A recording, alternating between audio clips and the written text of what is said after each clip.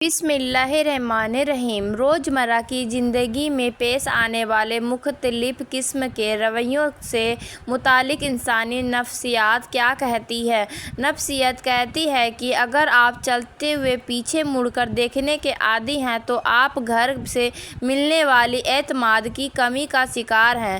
اگر آپ چھوٹی چھوٹی اشیاء سے چمٹے رہتے ہیں تو آپ بچپن سے عدم توجہ کا شکار ہیں۔ اگر آپ بیٹھے بیٹھے ہاتھ پاؤں ہلاتے رہتے ہیں تو آپ ذہنی انحصار کا شکار ہیں۔ اگر آپ سیدھی لائن میں بآسانی نہیں چل سکتے تو یقین کیجیے کہ آپ طلسماتی خرابی کا شکار ہیں۔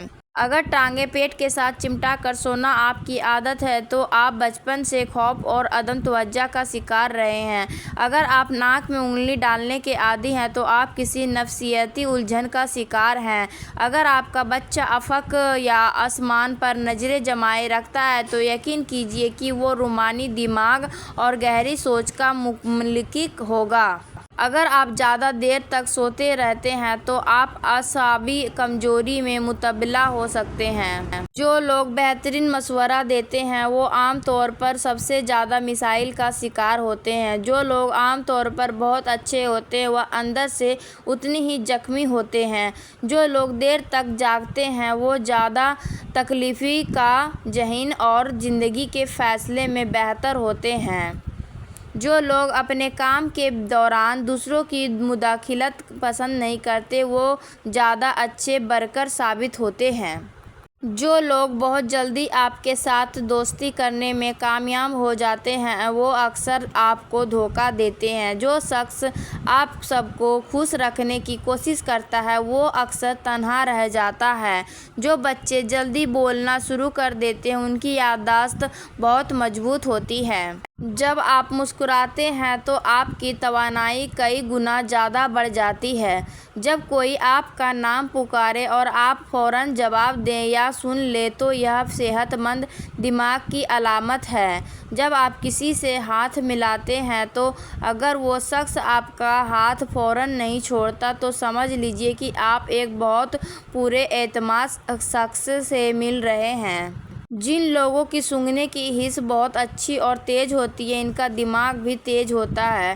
آپ کا ذہن ویسا ہی کام کرتا ہے جیسا کہ آرڈر وصول کرتا ہے۔ آپ کا سفر بہت ہلکا اور آسان ہو جائے گا اگر آپ اپنے ماضی کو اپنے ساتھ نہیں رکھیں گے۔ اگر عادتاً جو سوچتے ہیں ظاہراً وہی بنتے چلے جاتے ہیں۔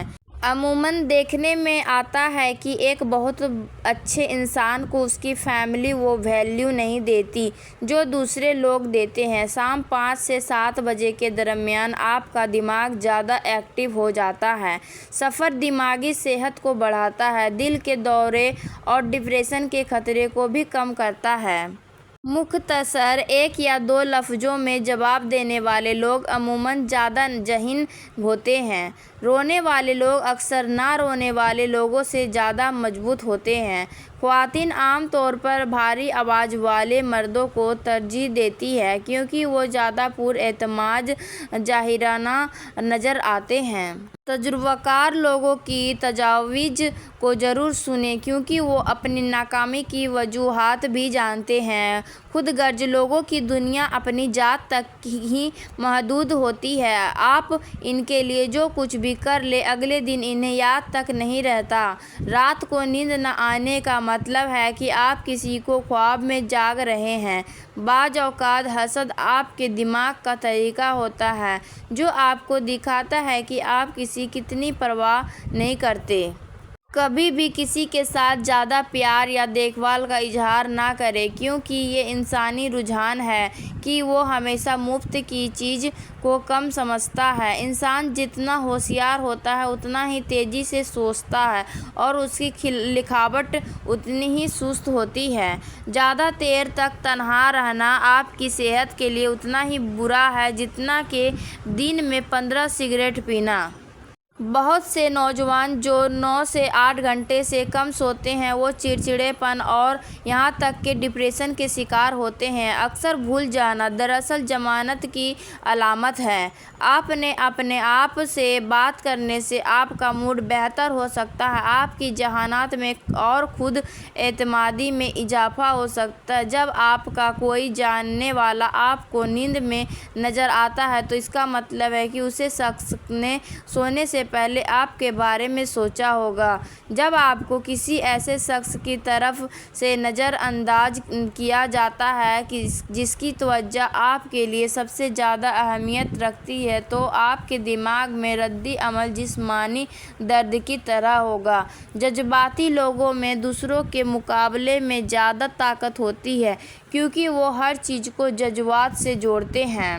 جو لوگ خوش ہوتے ہیں وہ دنیا کو اسی طرح دیکھتے ہیں جس طرح وہ دیکھنا چاہتے ہیں، اور جو لوگ اداس ہوتے ہیں وہ دنیا کو اسی طرح دیکھتے ہیں جیسے یہ حقیقت میں ہے۔